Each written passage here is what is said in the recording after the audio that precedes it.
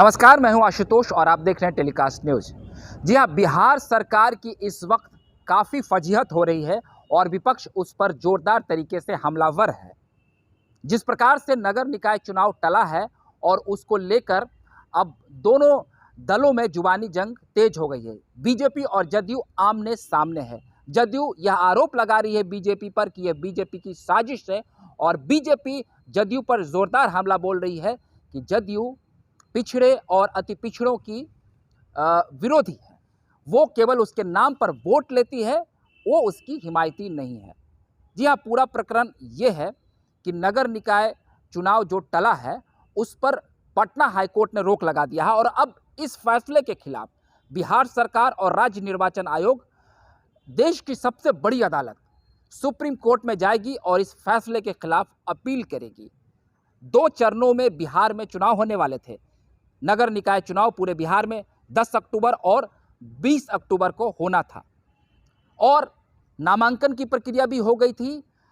कई सारे प्रत्याशियों को उनका सिंबल भी मिल गया था, लेकिन तभी अचानक पटना हाईकोर्ट का जो ये फैसला आया, इसके बाद बिहार की नीतीश सरकार की खूब फजीहत हो रही है और विपक्ष को एक बैठे बिठाए मुद्दा मिल गया है और विपक्ष के कई बड़े नेता कूद पड़े हैं और वो नीतीश कुमार पर हमलावर हो रहे हैं। बीजेपी के राज्यसभा सांसद और बिहार के पूर्व डिप्टी सीएम सुशील कुमार मोदी ने यहाँ तक कहा है कि उन्होंने नीतीश कुमार को इस बात की जानकारी पहले ही दे दी थी। जब वो एनडीए के साथ गठबंधन में थे तो उन्होंने कहा था कि इस मसले पर आप ध्यान दीजिए और बिहार में पिछड़ा और अति पिछड़ा आयोग गठित कर दीजिए। दरअसल 2010 में सुप्रीम कोर्ट ने गाइडलाइन जारी किया था कि जिस भी राज्य में नगर निकाय चुनाव होंगे वहाँ की राज्य सरकार का ये दायित्व होगा कि वो राज्य में पिछड़ा और अति पिछड़ा आयोग गठित करे। बिहार में ऐसा नहीं हुआ था, तो इसको लेकर पटना हाईकोर्ट ने तल्ख टिप्पणी करी और उसने इस चुनाव पर रोक लगा दिया।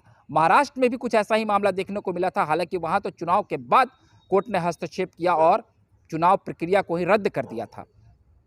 दरअसल पिछड़ा और अति पिछड़ा आयोग गठित होकर ये आपको अंदाज़ा लगाना होगा कि कौन सा वर्ग पिछड़े में आएगा और अति पिछड़े में आएगा।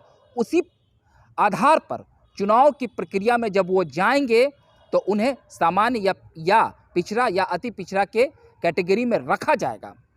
कोर्ट ने ये कहा कि यदि आप चुनाव कराएंगे तो पिछड़े और अति पिछड़े वर्ग में जो लोग हैं उनको भी आप सामान्य कैटेगरी में रखकर चुनाव करा सकते हैं।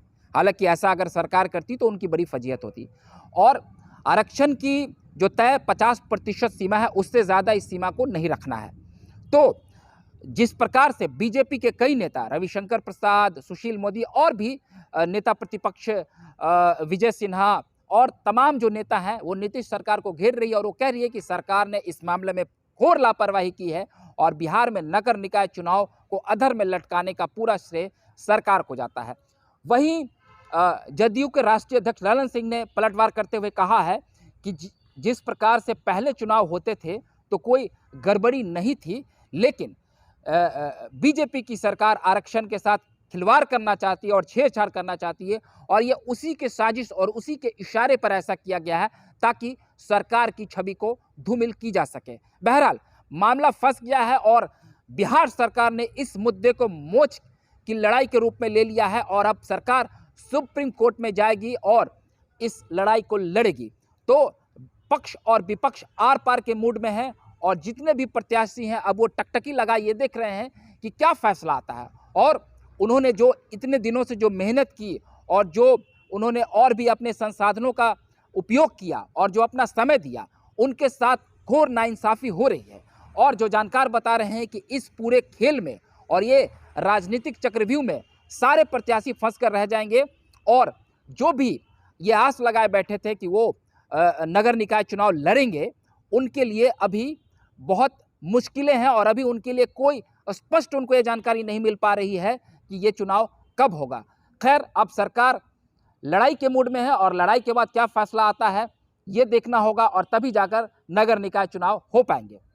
तो अगर आपको हमारा ये वीडियो अच्छा लगा हो तो कृपया कर आप लाइक, सब्सक्राइब और कमेंट कर दें और आप हमारे साथ बने रहें। मैं अगले वीडियो में फिर आपके सामने हाजिर रहूँगा। तब तक के लिए आप मुझे इजाज़त दीजिए। धन्यवाद।